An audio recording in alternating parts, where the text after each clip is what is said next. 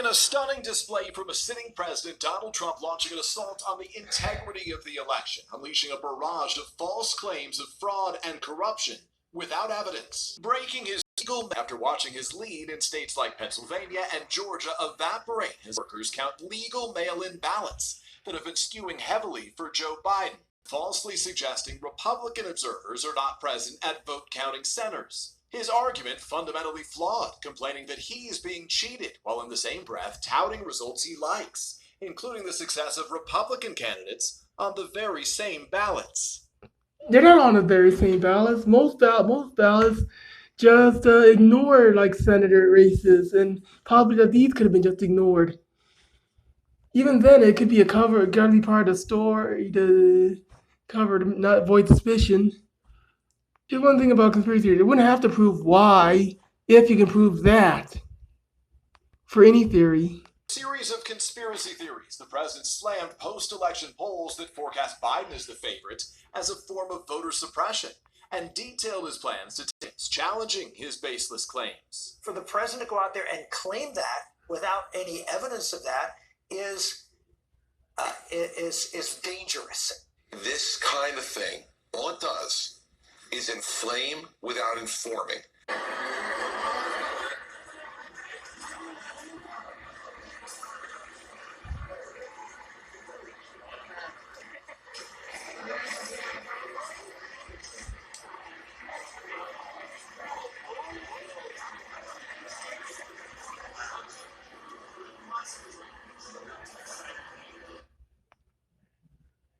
Prosecutors say a West Seneca postal worker could have interfered with the election by stealing absentee ballots and other mail.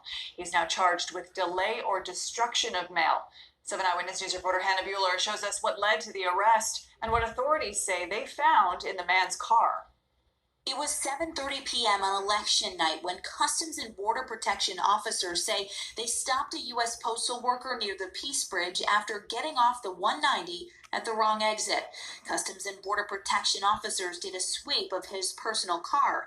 It was there investigators say they opened the trunk of Brandon Wilson's vehicle and found a postal carrier box with 3 absentee ballots sent to 2 Buffalo addresses from the Erie County Board of Elections, 106 political mailings, 220 first-class mailings, and 484 standard mailings. That's a total of 813 mail pieces that prosecutors say did not belong to Wilson. The first-class letter mailings were supposed to go to zip codes in the Buffalo-Cheektowaga border, with the majority going to 14215. In the criminal complaint, prosecutors say Wilson, who is from West Seneca, initially told officers the mailings were for him and his mother, but then said in September he estimated he placed mail from his delivery routes into his personal vehicle trunk on more than 4 occasions. Wilson said he intended to decrease the amount of mail in the trunk of his vehicle by placing a small amount into USPS missort containers in the morning before his shift began. But federal prosecutors say he hadn't placed any mail in the missort containers for 3 weeks. U.S. Attorney J.P. Kennedy says this office is committed not only to ensuring the integrity of the mails, but also individuals' right to vote in a free and fair election. The criminal conduct with which this defendant is alleged to have engaged undermine both of those interests. And the U.S. Postal Service tells me Wilson has been placed on emergency placement, which means he is out of work and has no access to the mail. This is pending the outcome of this criminal investigation. If convicted on the charges, he could spend 5 years in prison. Reporting in West Seneca, Hannah Bueller, 7 Eyewitness News. Wild conspiracy theory centering on ballot counting in Detroit is going viral tonight. And what's most shocking, it involves a member of the 7 Action News team. But what a Trump supporter claims is happening on video isn't what's happening at all.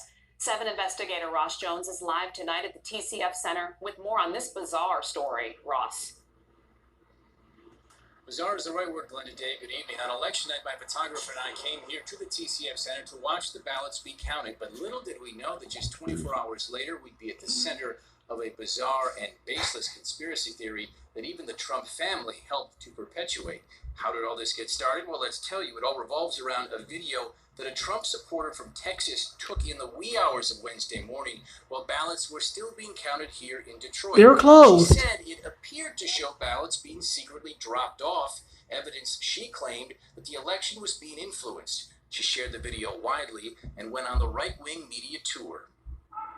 Similar to the box that we had seen and been watching and monitoring. We don't really go on there unless we've heard from both sides of the story. And this person clearly did not do that.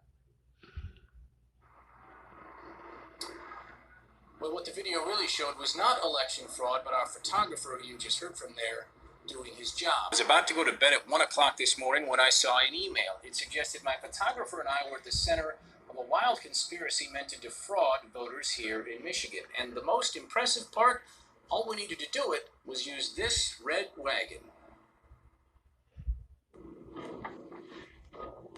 The video starts ominously enough. An unmarked van at 2:30 in the morning. Ominously enough.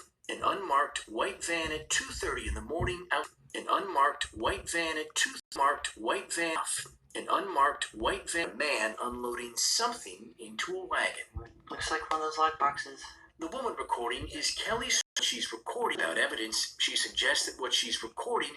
Without evidence, she suggests that what she's recording. Without evidence, she suggests that what she's recording and is Channel 7 veteran photojournalist Josh Bowrin. He was working the election with me that night, and this was shot at the end of his 12-hour shift. This lady could have simply cracked her window open, and as a 7 Action News representative, I would have gladly told her that it was a box full of batteries. Batteries after closing time at 2 in the morning, and an unmarked white van, ECF stuff. An unmarked white van at 2:30 in the morning. Someone was trying to drop off thousands of ballots in the middle of the night. Michigan Secretary of State says it would never work. Right. I mean, if anyone did that, they wouldn't be counted because there's a process in place to validate every single ballot that must be in an envelope signed by a voter. That voter signature must match the signature on file. Every voter in the voter file actually has a barcode. So